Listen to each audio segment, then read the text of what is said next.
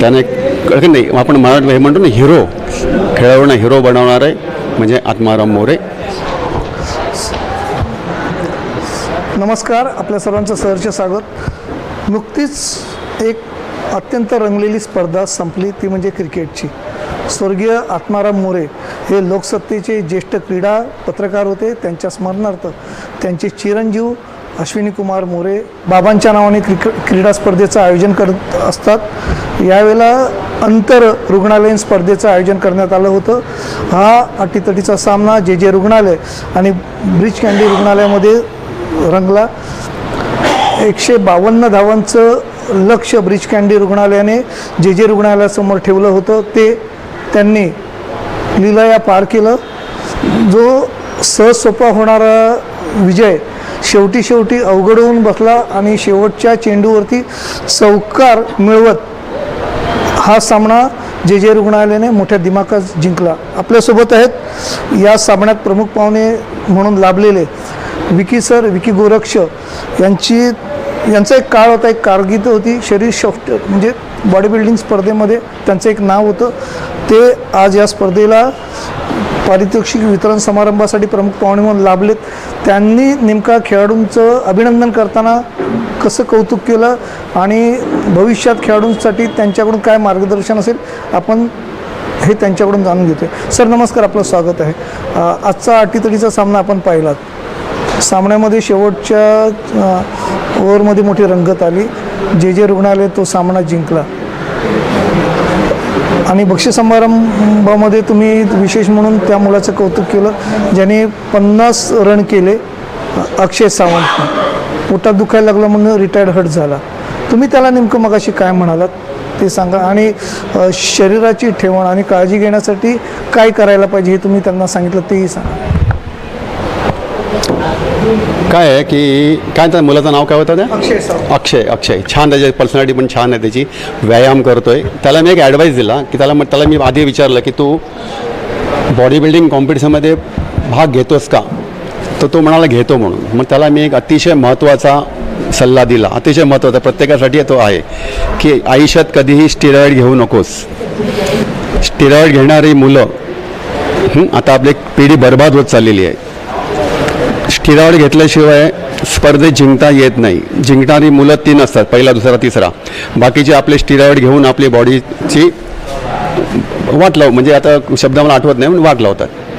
म्हणून त्याला मी ते सल्ला दिला. आणि प्रत्येकाने ओव्हरऑल फिट असलं पाहिजे. मी तुम्हाला दिसायला चांगला अगदी मजबूत दिसतोय म्हणून मी फिट आहे असं अजिबात होत नाही.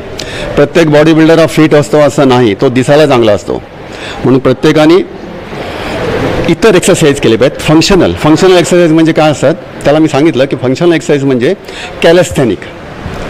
पूर्वीच्या काळी आपण बघतो, आधी मानवकेच्या नंतर जे बघतो तेव्हा व्यायाम हे वर काही नव्हतं. ते झाडावर चढायचे, धावायचे, उचलून काहीतरी नेऊन डोंगर चढायचे. याला म्हणतात कॅलेस्थेनिक एक्सरसाइज, म्हणजे कॅलेस्थेनिक किंवा आपल्या बॉडीचा वापर करून केलेले एक्सरसाइज. आणि ते जे असतात, ते करणारे जे असतात ते अतिशय फिट असतात. आणि त्याला मी सांगितलं कॅलिस्थेनिक एक्सरसाइज कर, आयुष्यामध्ये कधी स्टेरॉइड घेऊ नकोस आणि 12ही महिने व्यायाम कर. आपण ऑलवेज फिट असलं पाहिजे. होतं काय तुम्हाला सांगतो, मी समजा मिस्टर इंडिया आहे, आता मी मिस्टर इंडिया आहे, मला इंटरव्ह्यू घेतला, सगळे म्हणतात वा वा वा वा. मी काय करणार, स्पर्धा संपली की ते स्टेरॉइड डाएट सगळं बंद करणार. आणि आता नवीन एक हे निघालं आहे की ऑफ सीझन. मग त्या ऑफ सीझनला त्याकडे बघवत नाही की हाच तो म्हणून. आपण असता कामा नये. आपण 12ही महिने मरेपर्यंत व्यायाम करायचा आणि मरेपर्यंत फिट राहायचं. तर मधुकर तळवळकर सर तुम्हाला माहीत आहेत, आता त्यांचं वय 93 वर्ष आहे. ते अजूनही पुलअप्स करतात, 150 बैठका करतात. त्यांनी मला सांगितलेलं विकी आपण आयुष्यभर व्यायाम करायचा आणि फिट राहायचं. तेच मी लोकांना सांगतो, कळलं की नाही.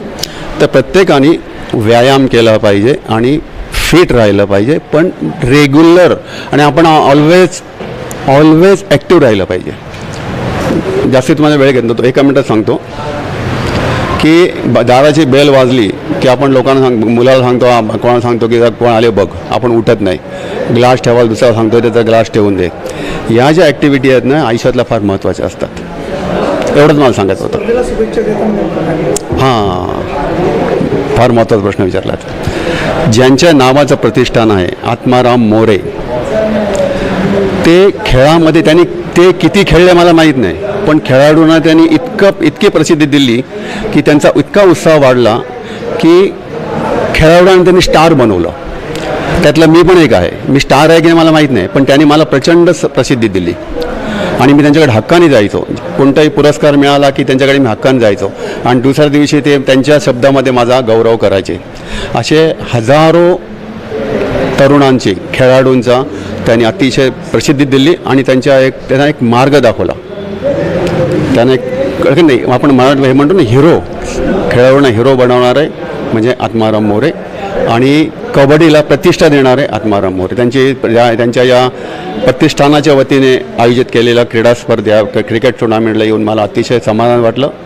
आणि त्यांचा ज्येष्ठ मुलगा अश्विन हा आता अतिशय फार मोठ्या त्या सिक्युरिटी याच्यामध्ये फार वरच्या स्थानावर आहे आणि वडिलांचा तो वडिलांना म्हणजे वडिलांनी आपल्यासाठी काय केलं, तो काय वडिलांसाठी दुसरं काय करू शकत नाही, पण त्यांनी जे यात करतोय वडिलांचं नावाचं, आपला आत्माराम मोरे हे जे नाव आहे हे कायम टिकून राहावं.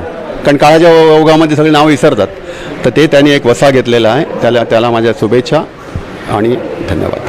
स्पर्धेचा बक्षीस समारंभ पार पडला आणि विजयी स्पर्धक आणि उपविजयी स्पर्धक म्हणजे दोन्ही संघांचं अभिनंदन करण्यात आलं. त्यांना पारितोषिक देऊन त्यांच्या खेळाचा आणि कर्तृत्वाचा गौरव करण्यात आला.